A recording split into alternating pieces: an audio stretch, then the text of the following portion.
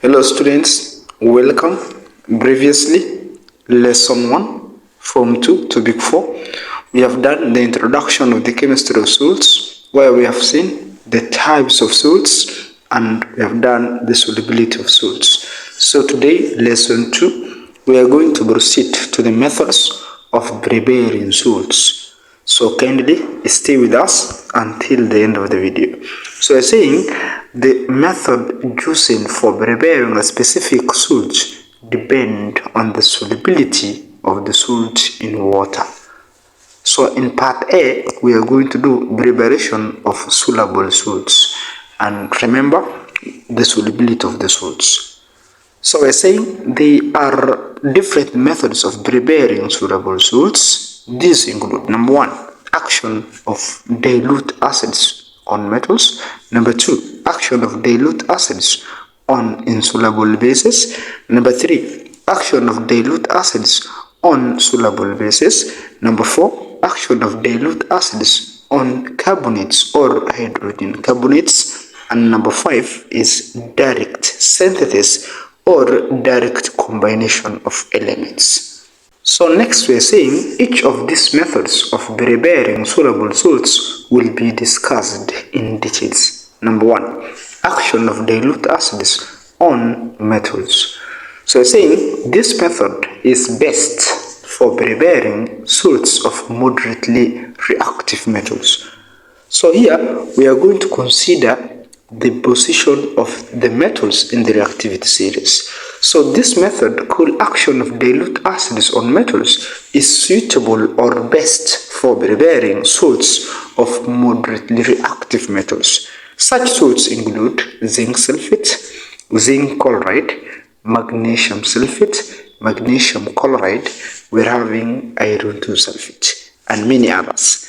So we are supposed to note the following. Common 1. This method is not suitable for making salts of metals above magnesium or below iron in the reactivity series. So that means above magnesium we're having calcium, sodium and potassium. We cannot use salts of very reactive metals. Or below iron. After iron we're having lead, copper, silver and mercury. Those ones cannot be used to prepare this method. So Roman 2, we are saying very reactive metals such as potassium and sodium react explosively with dilute acids. Hence, their salts cannot be prepared using this method.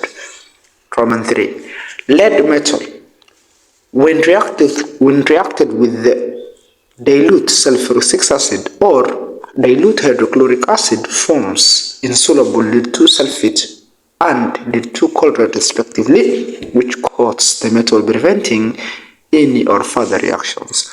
So the way we know, we cannot use lead to react with acids like sulfuric acid and hydrochloric acid because of the formation of insoluble salts. And remember, we are preparing soluble salts.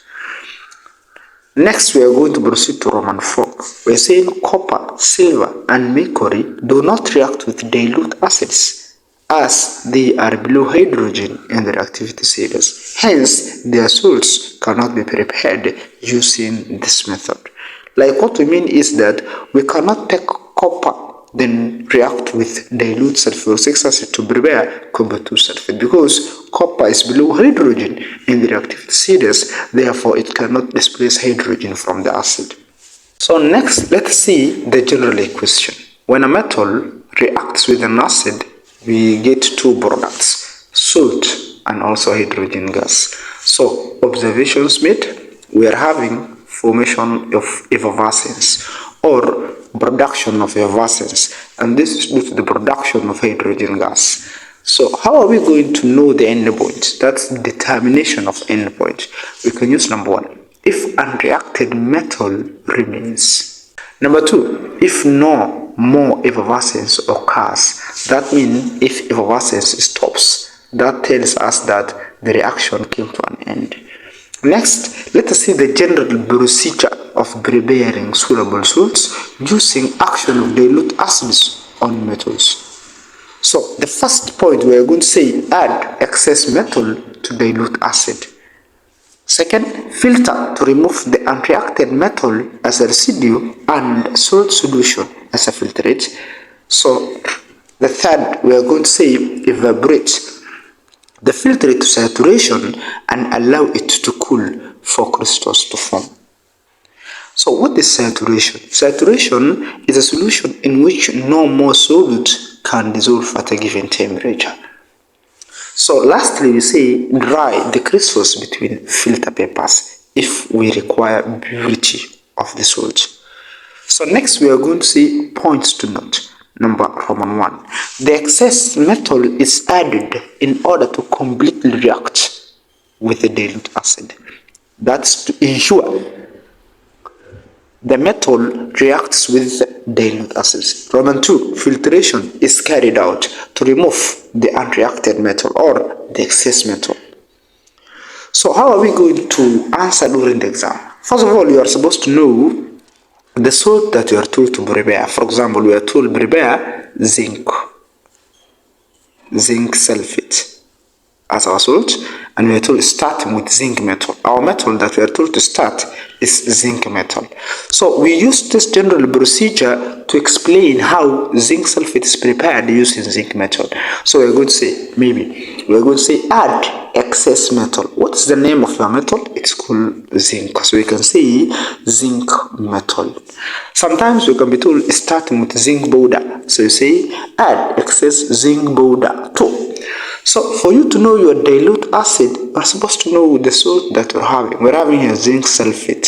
So zinc sulfate contains sulfate radical. So we can use this sulfate to get the acid. So the acid here will be sulfuric acid.